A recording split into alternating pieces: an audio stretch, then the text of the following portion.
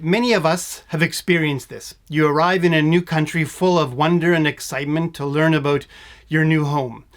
Everything is an adventure until things start to become familiar, and often a general realization starts to set in that in all the hustle and bustle of getting set up, you failed to make any friends nor any truly meaningful connections. Well, today on the Canadian Expat, we're going to address this issue.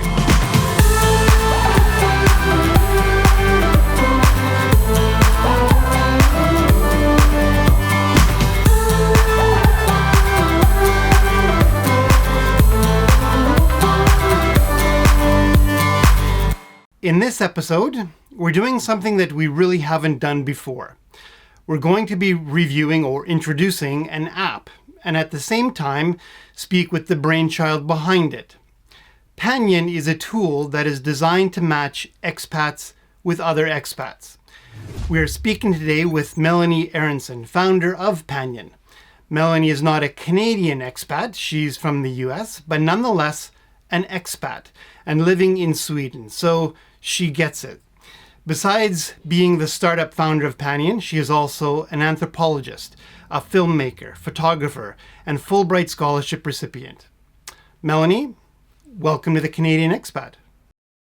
Hi, thank you for having me. Oh no, my cat is going to want to join as well. Sorry. In the nature of transparency, I need to say that Panion is not sponsoring this episode in any shape or form. The goal here is to share something that just might make the difference in someone's life. Now, Melanie, I understand that there's an interesting personal story of yours that describes how you were inspired to create Panion. Yeah, first off, I have lived in quite a few countries myself and have had that experience of having to start over socially. I would say it's always difficult, but once you try doing it in Scandinavia, it's a whole nother ballgame. But I came to Sweden on a Fulbright to do research on integration at the height of the migration influx in 2014. And so during my research, I was working on a documentary, but during my research, discovered that the number one thing people were really struggling with was integrating socially and making new friends. And I think Sweden is a tough place. I mean, it's a very insular society, and people aren't really used to difference. I mean, it's a society where you try to fit in, and then you have people coming from other places who don't. And I think that was quite difficult, and people were feeling that and saying, hey, I like to play tennis or read this kind of book. Where can I find people who will do that with me? And I want to meet locals. I want to meet other people moving here. And I was in the same boat. I wanted that too. I wanted to meet other filmmakers or anthropologists or people who want to do yoga with me, and tried to use dating apps because that was what the option was. Tinder is extremely popular in Sweden. But obviously there was a big gap in expectations, and I wasn't finding what I was looking for there. And I was frustrated, and I was like, there needs to be something here. And I also had a lot of free time on my hands because I had moved from New York City, where I was taking hour-long commutes, and now I live in a city where I bike everywhere in 5 minutes. So I was like, I have all this free time. Let me try to see if I can fix this problem and create something that addresses this. So I took a stab at it. So when did you first create Panion, or when was it first launched?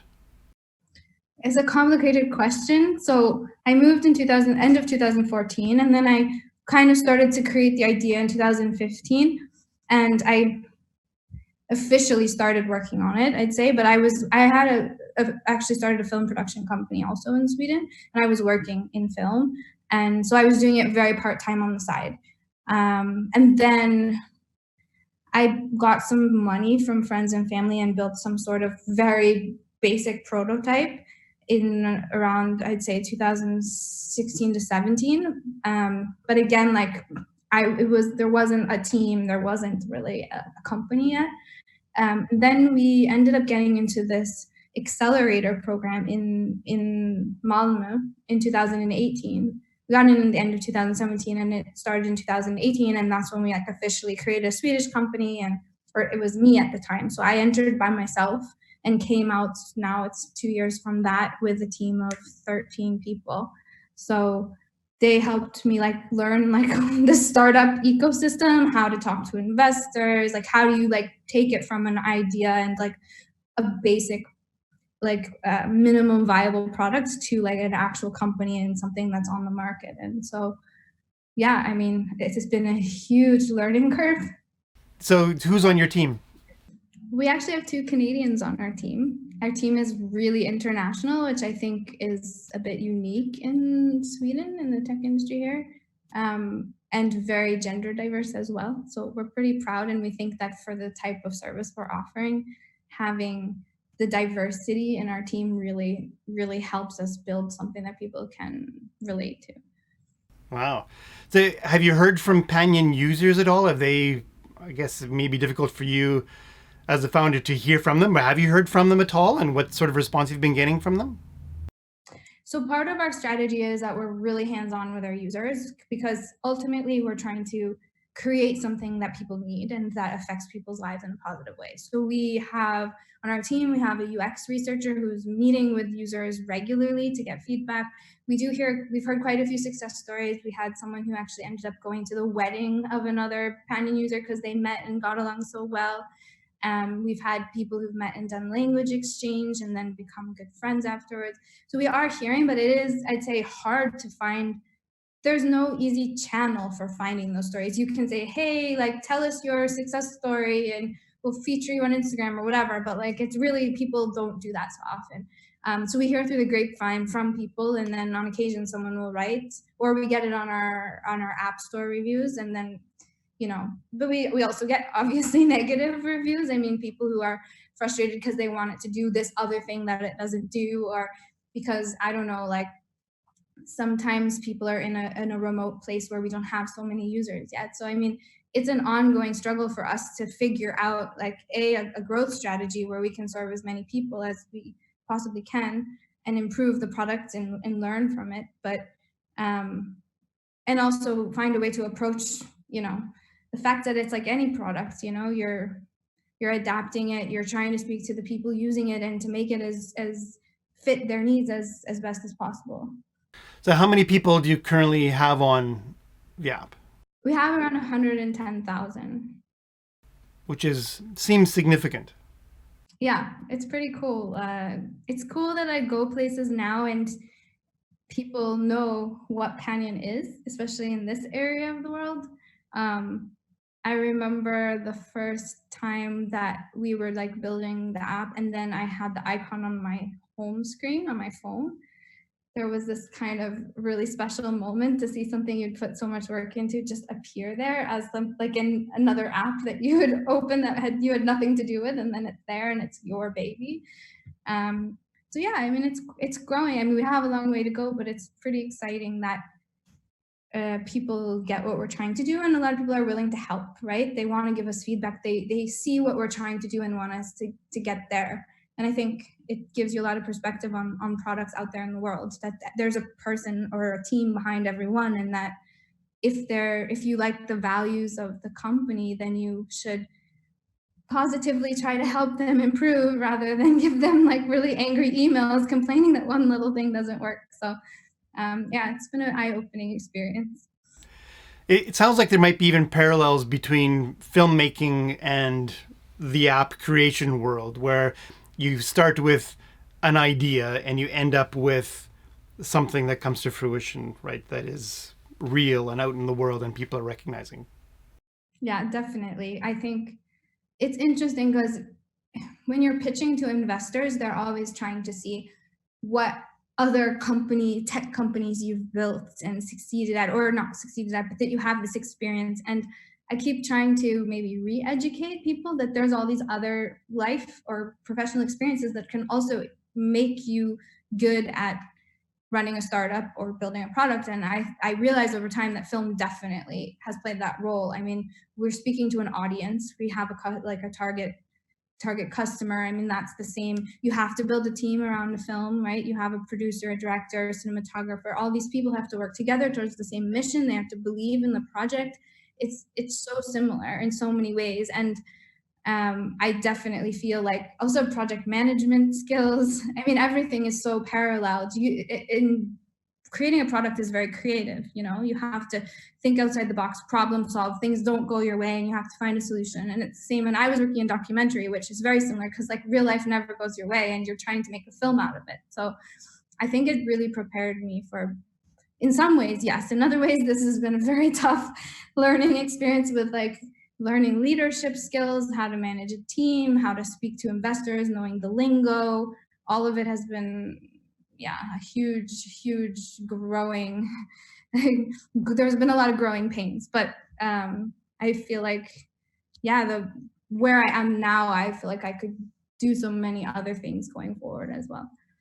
Let's get right into it. What I want to do is actually look at the app with you.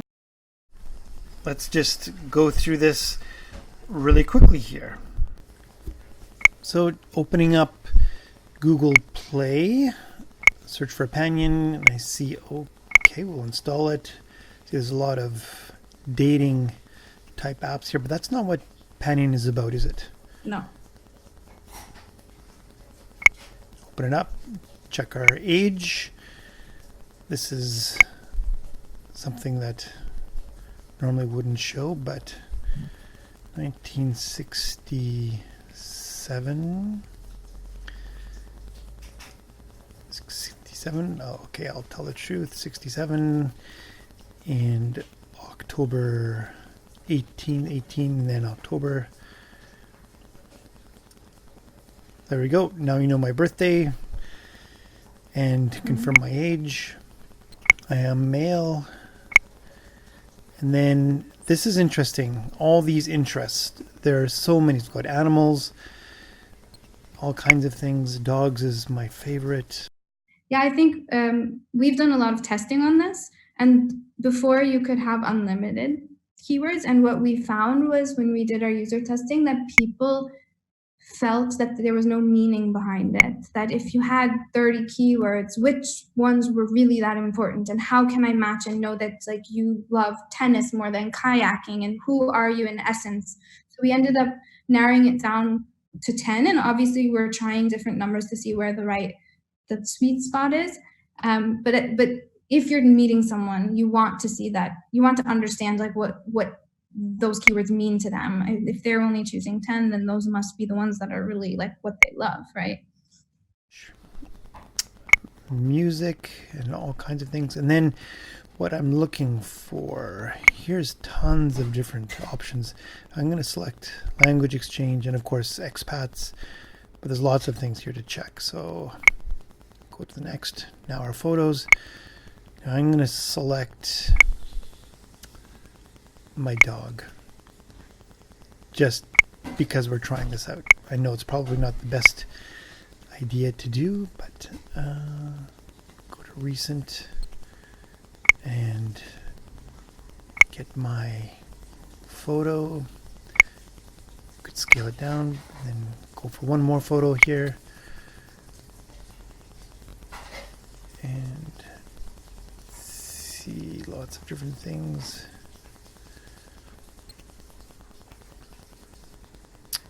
My wife and I would use this one, but because of the nature of this app, just circle on myself and hit next.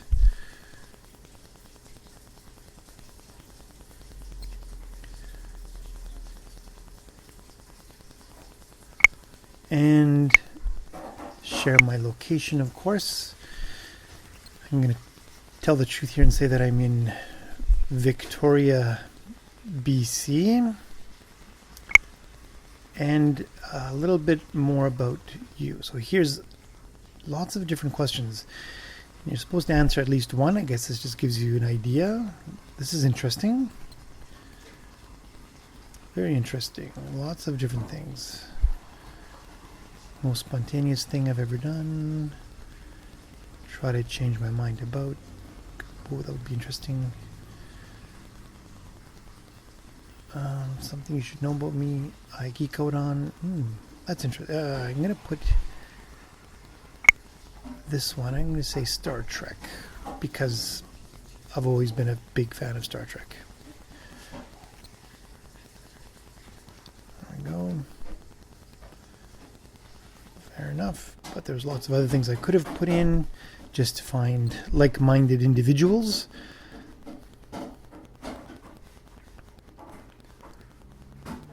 Very cool.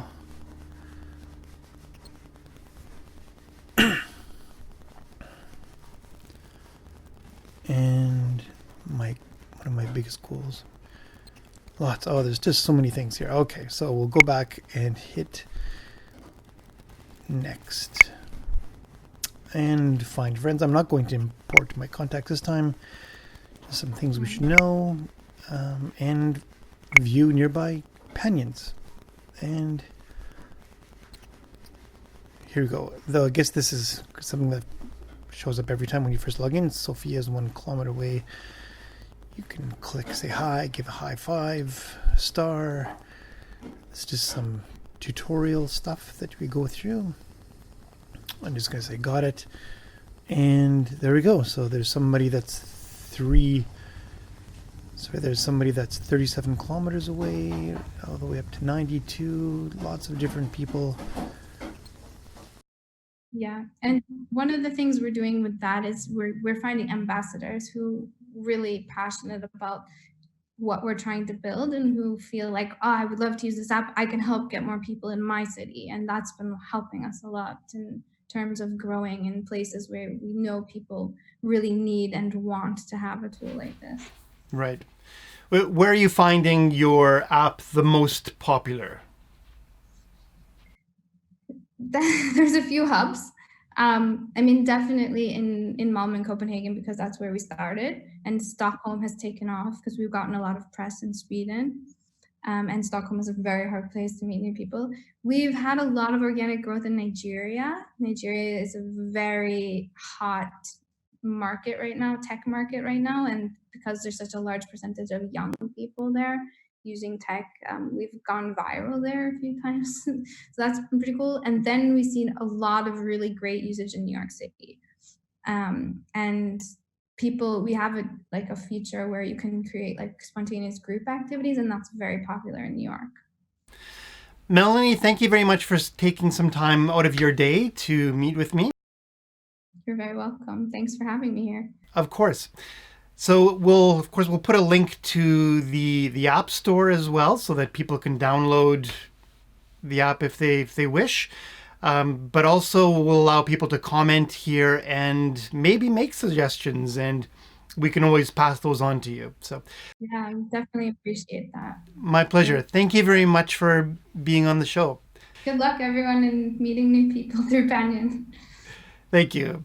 And thank you very much for watching this episode. If you've liked, please hit the like button. And if you haven't subscribed, please do so. Until next time.